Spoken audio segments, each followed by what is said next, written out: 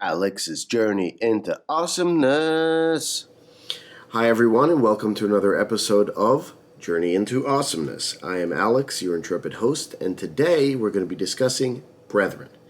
I don't mean necessarily a brother, as in a biological brother, but more of a ceremonial brother. So I am a member of the oldest fraternity in the world, otherwise called the Gentle Craft, otherwise known as Freemasonry. So I've been a Freemason for about 10 or 11 years now, and I was a master of my lodge in 2015. It's a fraternity, much like many other fraternities. They have a very rich tradition, and one that means a lot to me. So I wanted to, since yesterday I spoke about sisters, I thought it'd be interesting to speak about brothers today. And I'm going to read a poem by a fellow brother, even though he's no longer with us, the famous poet Rudyard Kipling, and it's called The Palace. Without further ado, The Palace.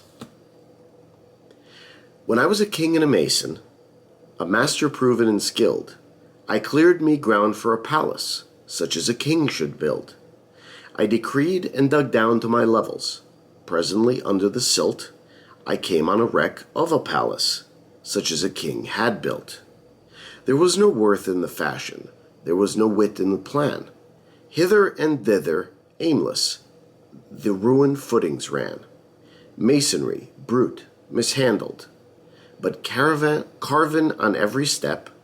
After me cometh a builder, tell him one too have known. Swift to my use in my trenches, where my well-planned groundworks grew, I tumbled his quoins and his ashlars, and cut and rest them anew. Lime I milled of his, burned it, slacked it, spread, taking and leaving at pleasure the gifts of the humble dead.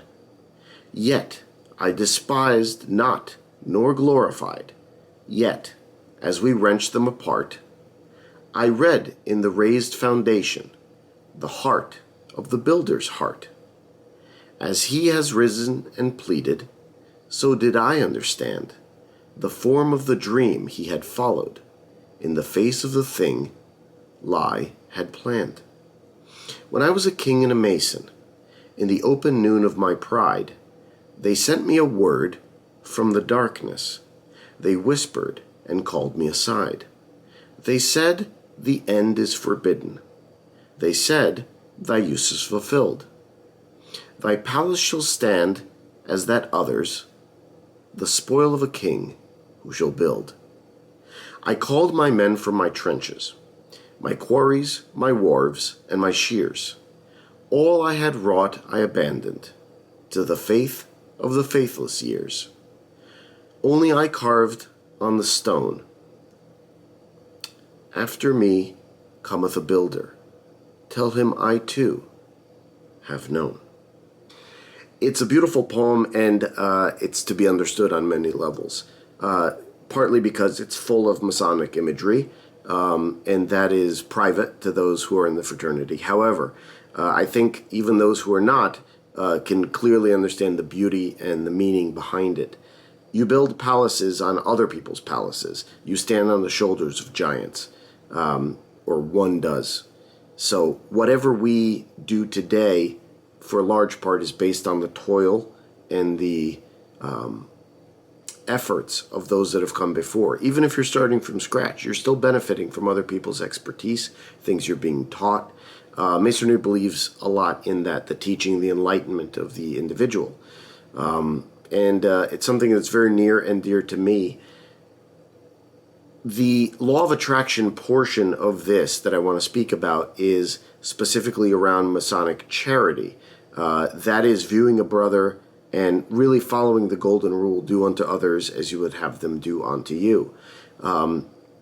In the Masonic Lodge, officers, as they progress through the line to become ultimately master of their lodge, they start as a steward, which is basically a scullery maid, where you're in the kitchen. Either you might be cooking for your brethren, or you might be cleaning the dishes, cleaning up everything, and most people don't look forward to that job because it's not one of the glorified jobs in the lodge. However, to me it was almost the purest job of what it means to be a Mason and really what it means to be a great human being. And that is, your only job is to look out for your fellow brethren. Your only job is to say, hey, Charlie, you're, talking to an old man, or Gus, or whoever you're talking to. Hey, can I get you a soda? Can I get you another helping of food? Can I get you a napkin or a fork? Anything. To help out, because there may be older brethren in the lodge that are can't get around as easily, and it's your job, it's your one responsibility in that office to take care of your brethren. That's your whole purpose in being that entire year, and that really stays with me. And from a law of attraction, there's a lot of paying it forward. There's a lot of putting great energy on every level out into the world, out into the ether, into the universe. And you're rewarded for that more than you can possibly imagine in every possible way. That's the true understanding of living in abundance.